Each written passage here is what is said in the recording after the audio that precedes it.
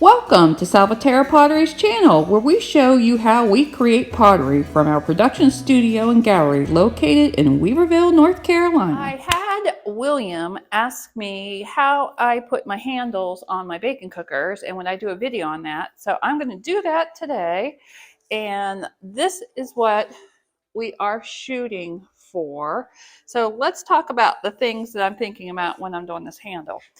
So this is almost 3 pounds of clay, and you wouldn't want to put a weak handle like this on this. It just is out of proportion and not strong enough. So I went to my larger die, which is more like this size compared with that. So let me show you the difference between the two.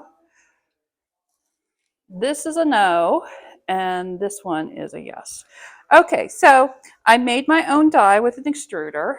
I took one of these dies that already came with my extruder but wasn't cut, and I took a drill and I used different size hole or different size drill bits to make this shape. And this is, let's see how long it is, just so you have a good idea what I'm using.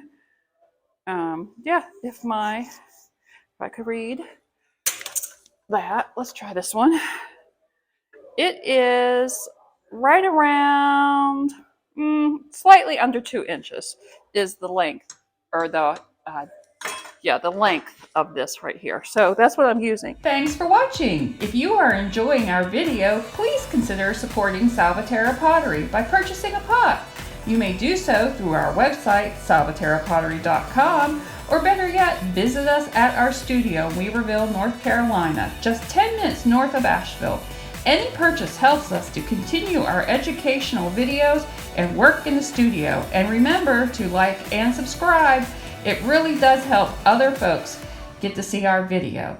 Now, back to the show. So the first thing I usually do, and I usually make at least 8 of these, and sometimes as many as 24, is I roll a bunch of little balls, and this is the little thumb button. And so you just roll it like this and get it relatively round. And I like to do this with softer clay because it likes to crack.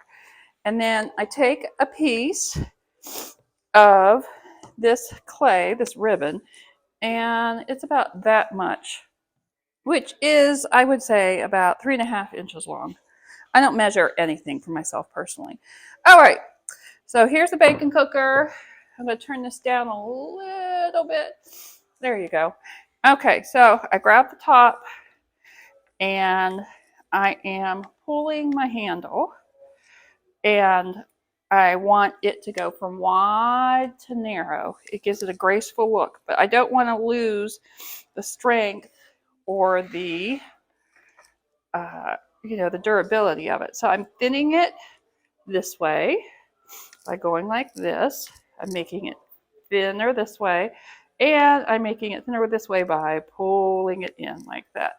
And it doesn't take a lot of pulling to do it. And you want to twist around because you'll get a different shape because of the way your hand's shaped. So thinning it this way, nice and flat, and then thinning it this way as we go down. So that's probably, I don't know, 7 inches. And then I break off this top that's a little raggedy from where I was holding it. And here we go. We're going to attach this guy. I'm going to try to get closer so you can see me attaching it.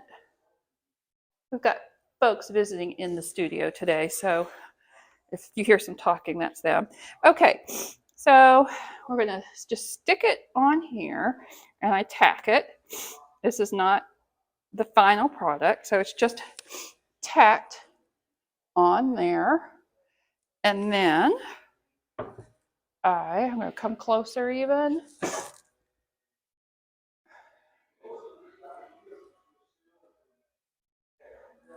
Okay, and then I'm going to stick it right there.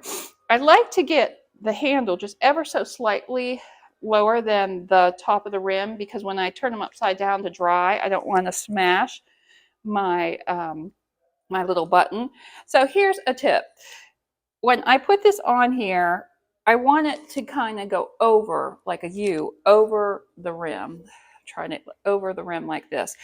Before I started doing that, I'd come back later and the bottom of these would be pulled off sometimes. And so I figured out that if you smush it so it's like a U over this rim, it will prevent that from happening. And then I roll this up, roll. That's just tucking in the rough edges.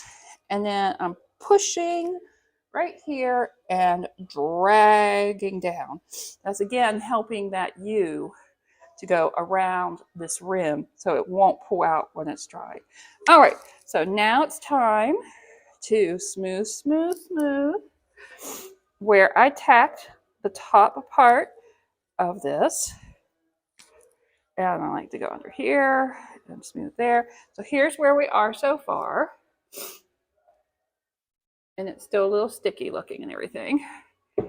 And for some reason, I always get kind of a sharp edge there on that side. It's because of how my hand shape. So smooth that down. Okay, we're going to get our little ball and we're going to go squish like that. And that's the end result of that. I'm going to put a little dab of slip on it. And then I'm going to stick it on the top. So I'm supporting from underneath, and as much pressure as I'm going down, I'm pushing up because you want it to stick good. Then this ends up to being a little bit rough around here. So I take a little bit of water and that makes it not rough. I can take my little brush and get rid of the extra slip. And then I just go in with my sponge and make sure there are no rough spots. And that is how I do my bacon cooker handles. And it's ample room for a hand to go in there. And it's lower than the lip so it can get set upside down. And it's nice and big. And it's a durable handle for the size of the piece. And that's all the things I kind of think about when I am putting on this handle. And then you can see how right here, there's that little U I'm talking about. There's clay on this side and there's clay on this side. And that prevents this from pulling out, which it likes to do for some crazy reason. So that is it today for handles on bacon cookers. And William, I hope you enjoyed that.